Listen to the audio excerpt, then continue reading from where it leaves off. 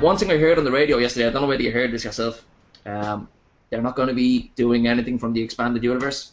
Yes, I heard that. Yeah, which is, I was going to say it's unusual, but it's not that unusual. I think if I was in charge, I wouldn't want to do it either. I think I would tie it in.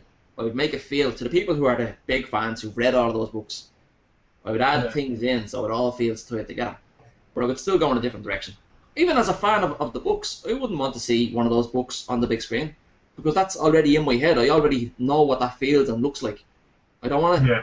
I don't want to see it ruined on the big screen. Show me something else.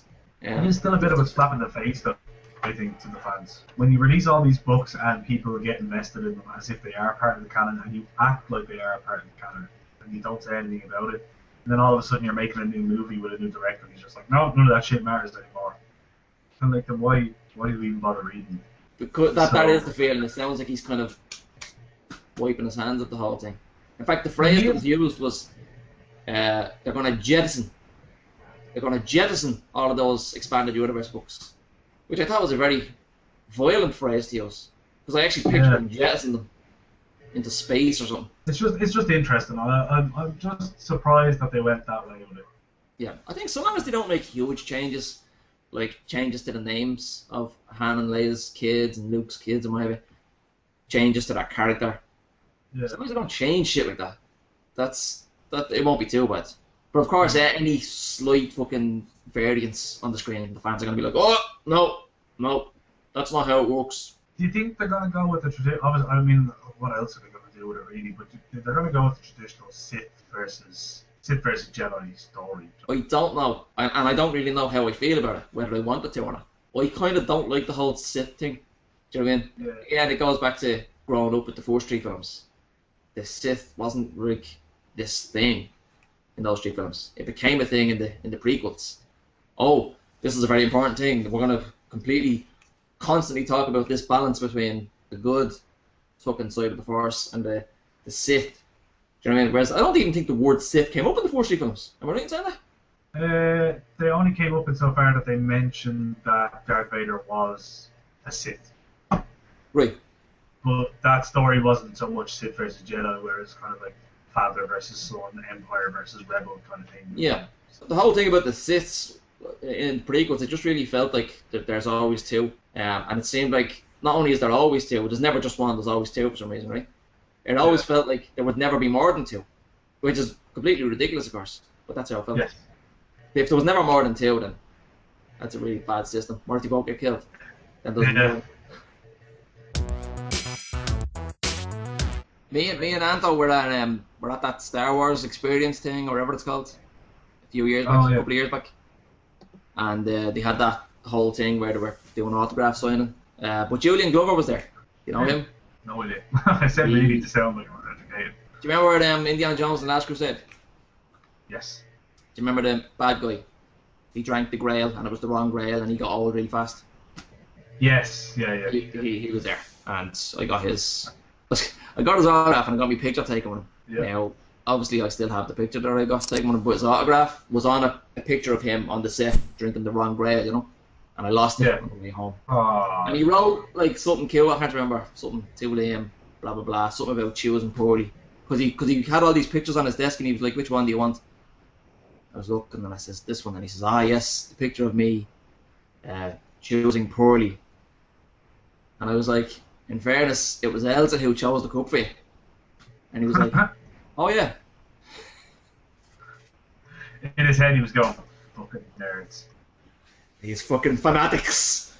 Couldn't just let me have my moment. So, anyway, Julian Glover, legend. He's actually in Game of Thrones. He is? Who is he? Yeah, he's like a really old guy with a big wavy beard. Ah, he's, Pycelle, Grandmaster Pycelle. Right. Jesus. Bit of a fucking snake, that lad, anyway. He's the only actor who's been a Star Wars villain, a Bond villain, and an Indiana Jones villain. The big three. That's the big three, is it?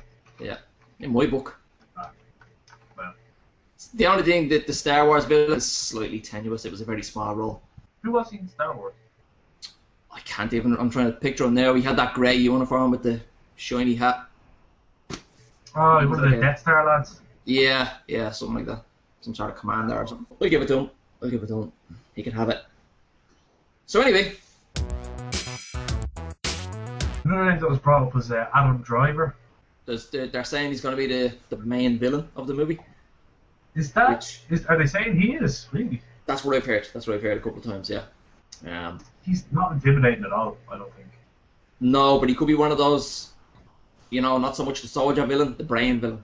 Yeah. Now that I think about it, people are talking about how people are talking about him as if he's a good actor. Ready? They're saying good things about him. Yeah. Everything I've seen online is like that he's a really good actor. Which like I said, I've seen him in things where he's been playing small roles, not doing a lot. So I haven't really seen him make a real impact on anything. Yeah. But I see him playing a similar part to what Jesse Eisenberg is going to do in Man of Steel 2. Yeah. He's not going to be this physically intimidating person, but he's going to be like the Joker. The Joker wasn't physically intimidating. He was this tiny man. Yeah. But mentally, he was very scary. Just completely amoral, sinister. Yeah. Fucking yeah. And I think that's what he's going to be doing in this, and I also think that's what Jesse Eisenberg is going to do in Man of Steel 2. Yeah. So, John Boyega, Black Lad on the tackle block. Yeah, I wasn't a fan. It looks awful. It just looks that typical fucking London chav, semi-hard man. Yeah. We're from the streets. Go fuck yourself. Fuck you up. But we've got a heart of gold, really. Yeah, deep down. It is basically that. The fat lad from Shaun of the Dead is in it, isn't he? Yes, he is. Yeah, that nearly got me interested in it. But then I saw a few trailers and I was like, nope. Because Jar Jar was fucking George Lucas's baby. I seen George Lucas talking about Jar Jar in behind the scenes footage from before the first film coming out. And he thought this was like the new Roger Rabbit. He kept going, oh, kids are going to love this guy. He's going to be the star of the movie. People are going to demand a spin-off. How fucking wrong could he have been? Yeah, I think he never recovered from that. So I think he wants to bring us a new Jar Jar. Although he's not directly involved in this. Yeah. I think it's good. Yeah. Oh, it's brilliant. No, it's great. It's the best thing that could ever happen to the franchise. But the fact I that he's feel still bad around, about that. do you? I do. Not so much of that. It's making me feel like the movies are. I mean, I know the movies are going to be better because George Lucas is not involved. But it is kind of sad that a man who was known for creating this franchise everyone is rejoicing that he's not involved anymore because you ruined it. You took something that was wonderful and you ruined it. You piece of shit. So it's shocking. I mean, which is also interesting because he didn't direct. Well, I think is the best of the 6 movies. Empire. Yeah. I mean, he didn't direct that. I mean, he worked on the screenplay. You know what I mean? Yeah. But it wasn't just him. It was 2 people actually wrote the screenplay. I think he just kind of gave them. These are the beats that I want to happen in this movie. This is what I want you to do. Yeah. You know what I mean? So it's sad that he's gone. It's sad that people are rejoicing at the fact that he's no longer able to ruin their childhood. I suppose it is a little bit sad when you think about it that way. When you think about, let's say this film comes out and it's a huge success, we can imagine, right? Which I think it will be. I'd put my money on it. And that's mostly down to JJ, in my book. I think he's gonna save this, right? But it is sad to think that when that happens, a lot of the talk is going to be the best thing that ever happened to Star Wars was George Lucas taking a backseat. Yeah. I do feel a little bit sad for the guy. But here's the thing, right? And I've always said this, and not everybody would agree. I think Lucas is a very, very mediocre. I was going to say director. He's mediocre at everything he does. Directing, writing, everything else. Everything. He just struck it lucky with this Worm franchise. Yes. You know what I mean? He got the best of the best. He got the best model makers at the time, the special effects guys at the time. The score, without John Williams, I don't think we'd even be talking about Star Wars these days. You compare Star Wars to any other sci-fi film of its time that doesn't have that epic kind of soundtrack. It's just, look at that fucking Ed Carrington spaceship. I'm just wondering how much he is contributing to the story and how much control he has. I know he relinquished control to Disney when he sold Lucasfilm. Which people were worried about. Yeah, I'm not. Disney have a back for me. Good You things. know what they're doing. If they brought out a Star Wars film and didn't have any lightsaber fights, it wouldn't bother me. And I know the fans Yeah, would go fucking mental. Yeah, But it's like, this is called Star Wars. It's not called lightsabers. lightsaber fights. Lightsaber fights, episode 7. I would say this about the original trilogy. Sorry, not the original trilogy, the prequels. Yeah. They weren't good. Okay? That's correct. When compared to the original trilogy, right? And they're also just not good films in general. Pretty good. But episode 1 has the best lightsaber fight in the whole series, I think. Does it? Qui-Gon Jinn and Obi-Wan against Darth Maul. Yes. That was very well done. It was. Yeah. I have kind of a huge problem with the prequel Star Wars lightsaber fights. And they're better visually, and they're more exciting, and they're better on a lot of levels. There's two reasons I don't like them though, right? One of them is how the lightsabers look themselves. In the original 3 movies, they looked, I was going to say realistic. Obviously, they don't look realistic because there's nothing like that in the real world. But they looked solid, and the way that they made that crackling noise, and they looked like old weapons. Do you know what I mean? They looked sort of semi-unstable. In the prequels, they were very, very clean.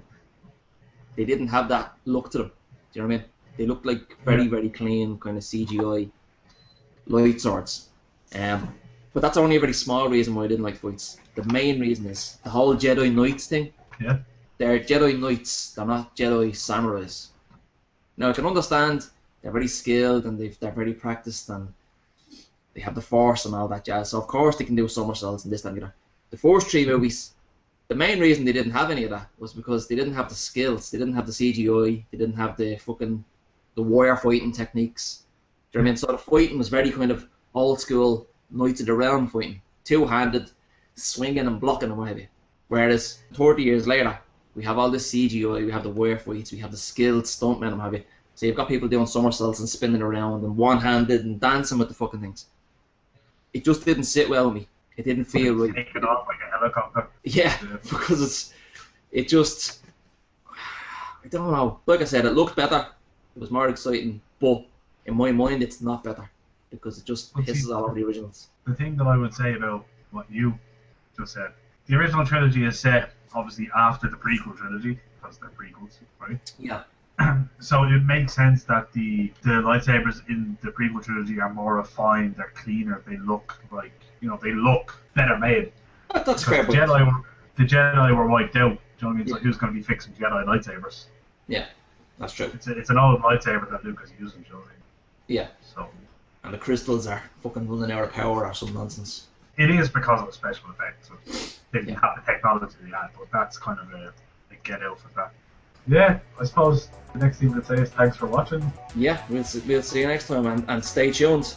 The next time there's any more information about the Star Wars universe, franchise, episode 7, whatever, you'll hear it here first, so long as you don't watch any other channels for a couple of days. Go on the internet for a week or so. Yeah. Yeah. Daisy Ridley. The eye candy of the film. Yes. Yeah, she's the Natalie Portman of episode 7. And apparently she's completely out of left field. Nobody knows who she is or what she's done before. She's been nothing except for TV shows and one movie. Well, she obviously impressed somebody with her blowjob skills. If you look at the background of that photo, there's a box with a door open, and inside that box is R2D2. So I think they just shoved them in there. Just like Kenny, just stay in there. Kenny Baker is the fucking Daniel Day-Lewis of the midget world. He's already getting in character. Cup of tea, Kenny?